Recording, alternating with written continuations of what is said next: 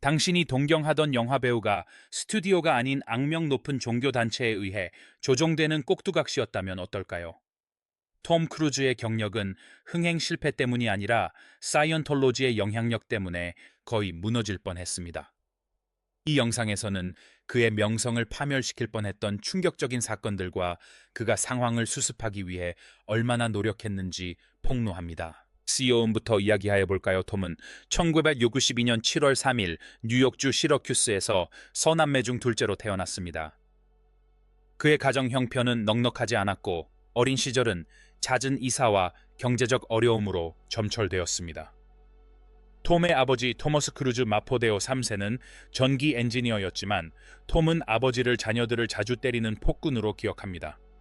그는 아버지를 혼돈을 조장하는 사람이자 믿을 수 없는 사람이라고 묘사했습니다. 어머니 메리리는 특수교육 교사였으며 가톨릭 신앙으로 자녀들을 키우기 위해 최선을 다했습니다. 형편이 어려웠던 톰은 어린 시절부터 온갖 아르바이트를 해야 했습니다. 잔디를 깎고 낙엽을 긁어 모으고 신문을 배달하고 심지어 엽서까지 팔아 생계를 유지했습니다. 가족이 이사를 자주 다녔기 때문에 톰은 14년 동안 15개의 학교를 다녔습니다. 그중 한 학교는 아버지가 군대에 입대하게 된 캐나다에 있었습니다. 그곳에서 톰은 연기에 대한 열정을 발견했습니다. 그는 연극부에 가입하여 연극 무대에 섰습니다. 한 선생님은 톰이 타고난 연기자라고 칭찬하기도 했습니다. 하지만 그의 부모님은 이혼했고 어머니는 아이들을 데리고 미국으로 돌아갔습니다. 이후 톰의 아버지는 암으로 세상을 떠났습니다. 한동안 톰은 신부가 되는 것을 생각하며 신학교에서 공부하기도 했지만 술을 마시고 문제를 일으켜 쫓겨났습니다. 그는 신부의 길이 자신에게 맞지 않다는 것을 깨달았습니다. 톰은 고등학교로 돌아가 미식 축구 선수로 활동했지만 경기 전에 술을 마셔 또 문제를 일으켰습니다. 그는 늘 무언가에 휘말리곤 했습니다. 지루함을 달래기 위해 직장을 그만두거나 해고당하기도 했습니다. 그의 삶은 기복이 심했지만 배우가 되겠다는 꿈은 결코 포기하지 않았습니다. 그는 뉴저지에 있는 마지막 고등학교에서 연극 활동을 계속했습니다. 마침내 1980년 그는 졸업을 하고 세상을 향해 나아갈 준비를 마쳤습니다. 하지만 그는 자신이 곧 할리우드 최고의 영화 스타 중 한 명이 될 줄은 꿈에도 몰랐습니다. 고등학교를 갓 졸업한 톰 크루즈는 배우의 꿈을 이루기 위해 짐을 싸서 뉴욕으로 향했습니다. 어머니와 새아버지의 지원을 받으며 그는 생활비를 벌기 위해 웨이터로 일하면서 끊임없이 오디션을 보러 다녔습니다. 그의 끈기는 마침내 결실을 맺었습니다. 얼마 후 톰은 로스앤젤레스로 이주했고 유명 연예 기획사 CAA 크리에이티브 아티스트 에이전시의 눈에 띄게 되었습니다. 이를 계기로 1981년 영화 엔들리스 러브에서 작은 역할을 맡게 되었습니다. 같은 해 그는 탭스에서 거친 사관학교 학생 역으로 더 비중 있는 역할을 맡게 되었습니다. 영화 엔드리스 레어브는 톰에게 더 많은 연기 기회를 열어주었습니다. 그는 인기 소설을 원작으로 한 영화 아웃사이더에 출연했고 올 더 라이트 무브스에도 주연으로 출연했습니다. 소비계 관계자들은 그의 재능을 알아보기 시작했습니다. 이 시기에 톰은 레베카 드 모네 페티 스칼파, 심지어 셰어와도 교제했지만 그의 목표는 오로지 영입뿐이었습니다. 그의 큰 성공은 1983년 영화 리스키 비즈니스에서 찾아왔습니다. 그는 부모님이 없는 틈을 타 집을 매춘업소로 바꾸는 고등학생 역할을 맡았습니다. 위험한 역할이었지만 결과는 대성공이었습니다. 평론가들은 톰의 연기를 극찬했고 리스키 비즈니스는 엄청난 흥행을 거두었습니다. 이 영화는 그의 경력의 전환점이 되었고 그를 스타덤에 올려놓으며 오늘날 우리가 아는 슈퍼스타로 발돋움할 발판을 마련했습니다. 1985년 이미 떠오르는 스타였던 톰 크루즈는 리들리 스콧 감독의 판타지 대작에서 주연을 맡았습니다. 그는 숲속에 사는 자연과 마법적인 교감을 나누는 인물인 잭 오더 그린 역을 연기했습니다. 흥미롭게도 톰 크루즈는 이후 여러 영화에서 잭이라는 이름으로 출연했는데 아마도 그 이름을 좋아했던 것 같습니다. 는 흥행에는 성공하지 못했지만 아카데미상을 포함한 여러 상의 후보로 올랐습니다. 하지만 톰 크루즈의 경력은 이듬해인 1986년 영화 탑건으로 비약적인 발전을 이루었습니다. 처음에는 영화 출연을 망설였지만 제작진은 그를 F-14 전투기 조종석에 태워 짜릿한 비행 경험을 선사하며 설득했습니다. 그는 모든 스릴 넘치는 순간을 경험했고 착륙할 때쯤에는 완전히 매료되었습니다. 아드레날린이 솟구치는 그 느낌에 푹 빠져 영화에 참여하고 싶어 했습니다. 역할을 준비하기 위해 톰은 오토바이 타는 법을 배우고 실제 F-14 전투기 조종석에 앉기도 했습니다.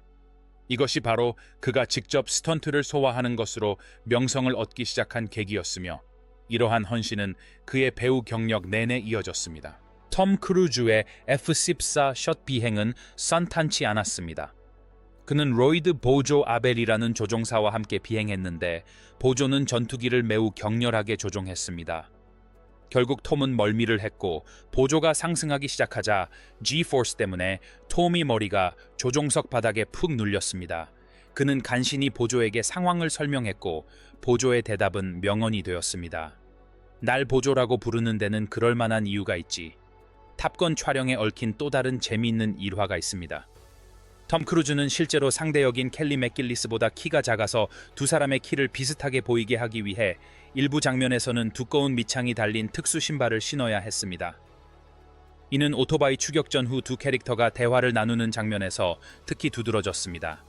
탑건은 엄청난 성공을 거두며 그해 최고의 흥행작 중 하나가 되었습니다. 이 영화는 톰 크루즈를 슈퍼스타로 자리매김하게 했고 아드레날린이 애솟구치는 액션 장면에 대한 그의 사랑을 확고히 했습니다. 1988년 톰은 배우 미미 로저스와 결혼했는데 그녀는 그를 논란의 여지가 많은 종교단체인 사이언톨로지 교회에 소개했고 이 단체는 이후 그의 삶에 상당한 영향을 미치게 됩니다. 하지만 두 사람의 결혼 생활은 오래가지 못했고 바쁜 스케줄과 소통 단절을 이유로 1990년에 이혼했습니다. 그러나 톰은 이혼에 좌절하지 않았습니다. 그는 곧바로 연기 활동에 복귀하여 전설적인 배우 폴 뉴먼과 함께 영화 컬러 오브 머니에 출연했습니다. 몇십 년 후 톰은 촬영장에서 뉴먼에게서 배운 재밌는 일화를 공개했습니다. 추운 시카고의 겨울 톰은 가죽 재킷을 입고 추위에 떨고 있었는데 뉴먼은 히터가 켜진 차 안에서 따뜻하게 지내고 있었습니다. 뉴먼은 톰의 옷차림을 농담 삼아 놀리며 촬영장에서 어떤 상황에도 대비하는 것이 얼마나 중요한지 일깨워 주었습니다. 1988년 톰 크루즈는 평단의 혹평을 받은 영화 칵테일에 출연했습니다. 이 영화는 최악의 영화와 연기에 수여하는 골든 라즈베리상, 일명 라지상 후보에 오르기도 했습니다. 하지만 같은 해 톰은 더스틴 호프만과 함께 레인맨에 출연했고 이 영화는 완전히 다른 양상을 보였습니다. 처음에는 톰과 호프만 모두 영화의 성공 가능성에 대해 확신하지 못했습니다. 그들은 농담 삼아 이 영화를 새 앤에 있는 두 얼간이라고 부르기도 했습니다. 호프만은 촬영 시작 3주 만에 그만두고 싶다며 감독에게 지금까지 해본 일 중 최악이라고 말하기까지 했습니다. 하지만 그는 이 영화로 아카데미상을 수상하게 될 줄은 꿈에도 몰랐을 것입니다. 촬영 내내 톰과 호프만은 함께 리허설을 하고 때로는 역할을 바꿔 연기하기도 했습니다. 그들의 헌신과 노력은 레인맨이 비평적으로나 상업적으로나 큰 성공을 거두는 결실을 맺었습니다. 심지어 전설적인 배우 마이클 케인조차 톰의 연기를 완벽하다고 극찬했습니다. 영화 레인맨은 처음에는 흥행에 크게 성공하지 못했지만 빠르게 인기를 얻으며 엄청난 성공을 거두었습니다. 이 영화는 작품상을 포함해 아카데미상 4개 부문을 수상했고 톰 크루즈는 캔자스시티 영화평론가협회 나무조연상을 받았습니다. 레인맨은 이제 고전으로 여겨지며 톰 크루즈의 연기는 그 이유 중 하나입니다. 1989년 톰 크루즈는 7월 4일에 태어난에서 이전과는 다른 역할을 맡았습니다. 그는 베트남 전쟁 참전 후 하반신 마비가 된 실존 인물 론 코빅을 연기했습니다. 이 강렬한 연기로 골든 글로브상, 시카고 영화평론가 협회상, 피플스 초이스상을 수상했으며 생애 첫 아카데미 나무주연상 후보에 올랐습니다. 톰 크루즈는 할리우드에서 중요한 인물로 자리매김했고 그의 스타성은 누구도 부인할 수 없었습니다. 1990년 피플즈는 그를 가장 섹시한 남자로 선정하기도 했습니다. 그의 다음 영화인 데이즈 오브 선데어는 레이싱 드라이버들을 다룬 로맨틱 스포츠 드라마였습니다. 이 영화에서 그는 훗날 그의 두 번째 아내가 될 니콜 키드먼을 만났습니다. 톰은 다른 영화에서 그녀의 연기에 깊은 인상을 받아 그녀를 자신의 상대 역으로 캐스팅해야 한다고 강력히 주장했습니다. 데이즈 오브 썬더의 아이디어는 톰과 폴 뉴먼이 레이싱카를 시승했을 때 떠올랐습니다. 두 사람은 레이싱에 너무 몰입한 나머지 완성된 시나리오도 없이 바로 촬영에 들어갔습니다. 촬영 직전에 즉흥적으로 장면을 만들어내기도 했습니다. 톰은 레이싱 장면에 너무 몰입한 나머지 운전 중에 AP 유리에 붙인 큐카드를 보고 대사를 읽으려다가 작은 사고를 냈고, 그 후로는 이어폰을 착용하고 누군가 대사를 전달해주는 방식으로 연기해야 했습니다. 알고 보니 톰은 어릴 적부터 자동차와 레이싱을 좋아했습니다. 어렸을 때 TV로 레이싱 경기를 즐겨보던 그는 영화 컬러 오브 머니에서 폴 뉴먼과 함께 작업하면서 그 열정이 더욱 커졌습니다. 뉴먼은 톰에게 직접 레이싱을 경험해볼 기회를 주었고, 톰은 개조된 닛산 GT3를 타고 실제 트랙에서 질주했습니다. 톰의 첫 레이싱은 아찔한 경험이었지만 속도와 아드레날린 때문에 짜릿한 흥분도 느꼈습니다. 디즈 오브 썬더에서 톰이 드라이빙 스턴트는 대부분 전문 나스카 드라이버가 담당했지만, 그럼에도 불구하고 속도와 스릴을 향한 그의 열정은 영화 속에서 여실히 드러났습니다.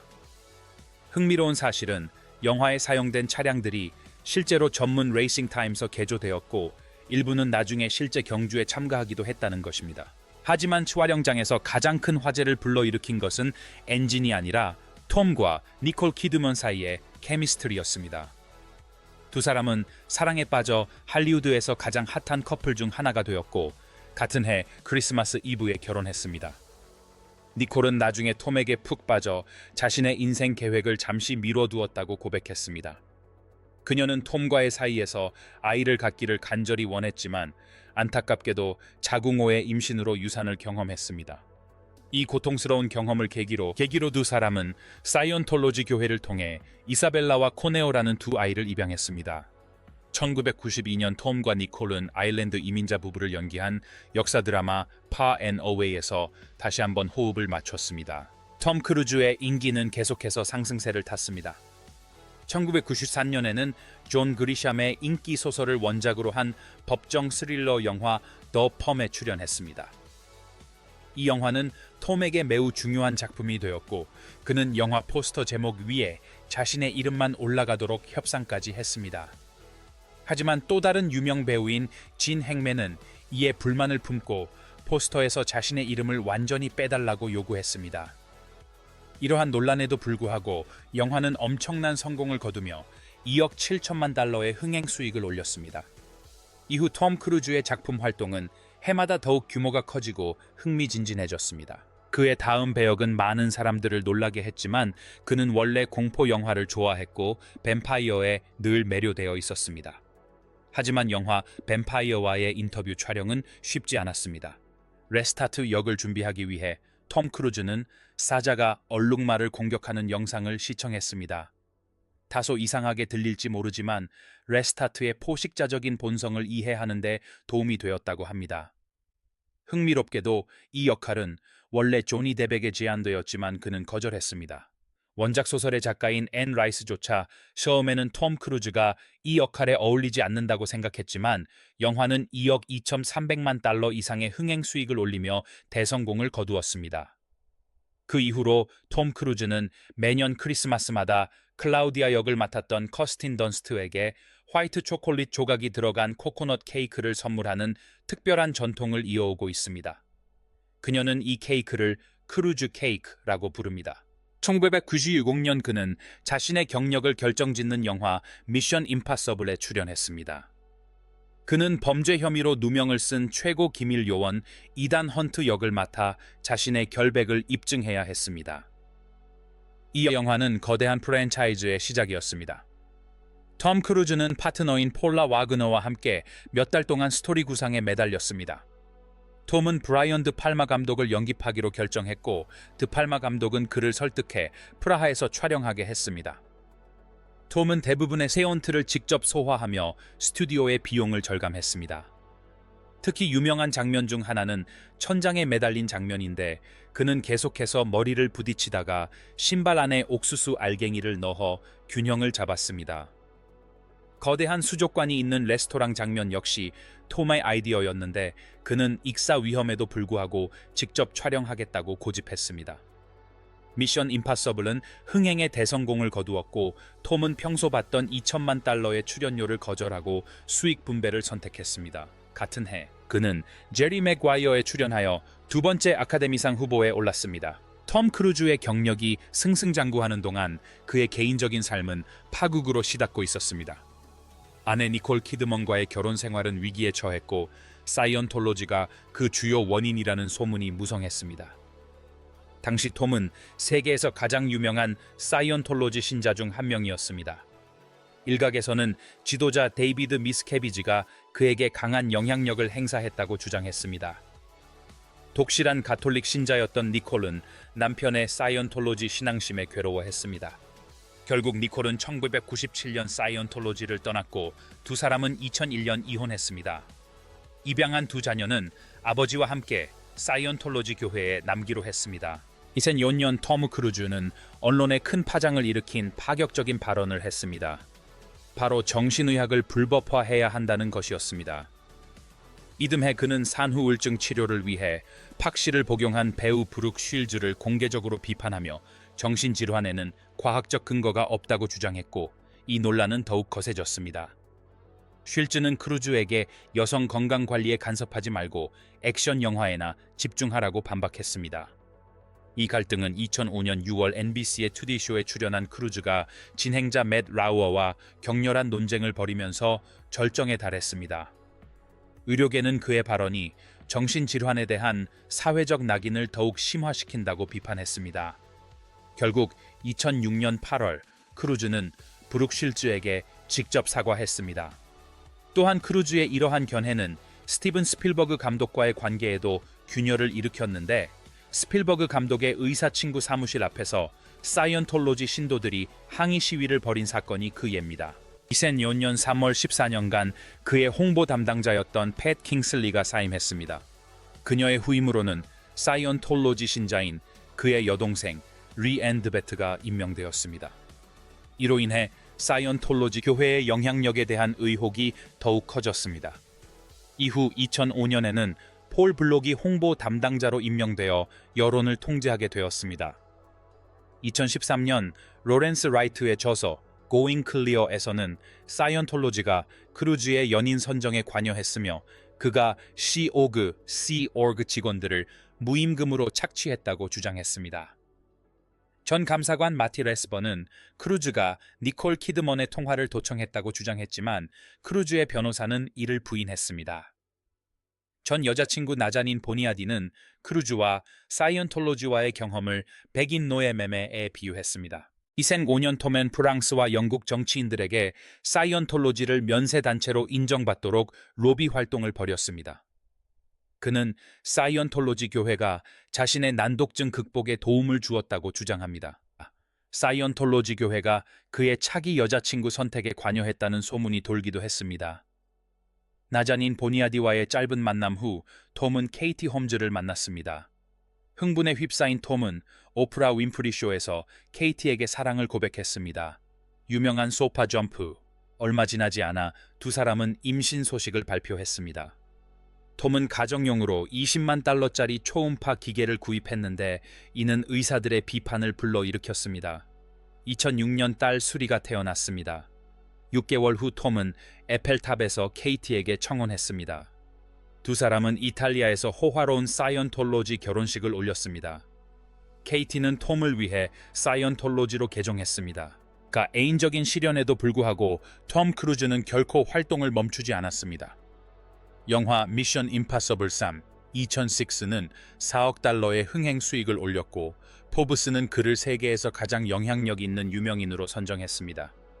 일본에서는 10월 11일 톰 크루즈의 날로 지정하기도 했습니다. 2008년에는 영화 트로픽 썬더에서 레스 그로스먼 역으로 유쾌한 연기를 선보이며 골든 글로브 후보에 올랐습니다. 2011년 미션 임파서블 고스트 프로토콜에서는 49세의 나이로 부르주 할리파에 오르는 아찔한 스턴트를 펼쳤고 이 장면은 영화에 6억 9400만 달러의 수익을 안겨주었습니다. 이후 그는 록 오브 에이지와 잭 리처에도 출연했습니다. 2012년 케이티 홈즈는 수리에게 미치는 사이언톨로지의 영향에 대한 우려 때문에 이혼 소송을 제기한 것으로 알려졌습니다.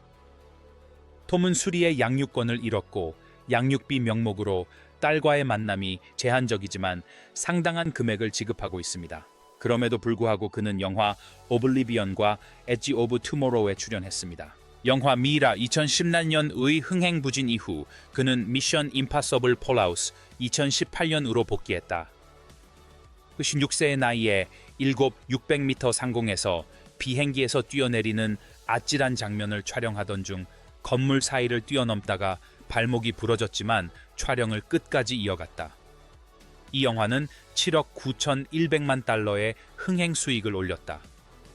2020년에는 스페이스X와 함께 우주에서 영화를 촬영할 계획이라는 발표가 있었고 마침내 2022년 탑건 매버릭이 개봉하며 화려한 고공 액션의 귀환을 알렸다. 톰 크루즈의 스릴에 대한 사랑은 스크린에만 국한되지 않습니다. 그는 스카이다이빙과 스쿠버 다이빙을 즐기는 아드레날린 중독자입니다. 키스 미 케이트라는 이름의 P-51 머스탱 전투기를 소유하고 있으며 베벌리 힐스 플로리다 런던 소식스에 집을 가지고 있습니다. 열렬한 축구 팬인 그는 레알 마드리드를 응원합니다. 또한 사고를 당한 애슐리 플린트라는 소녀를 위해 5,000,000달러를 저금통에 넣어 기부하는 등 관대한 면모로도 유명합니다. 비록 예전만큼 영화 출연 빈도는 줄었지만 그의 영화들은 전 세계적으로 100억 달러 이상의 수익을 올렸으며 그는 여전히 세계적인 슈퍼스타로 남아 있습니다. 90년대에 아이언맨 역을 맡을 뻔했음에도 불구하고 마블 영화에 출연하지 않았다는 사실은 놀랍습니다. 톰 크루즈의 삶은 모험으로 가득 차 있으며 이 아이콘에게는 한계가 없습니다.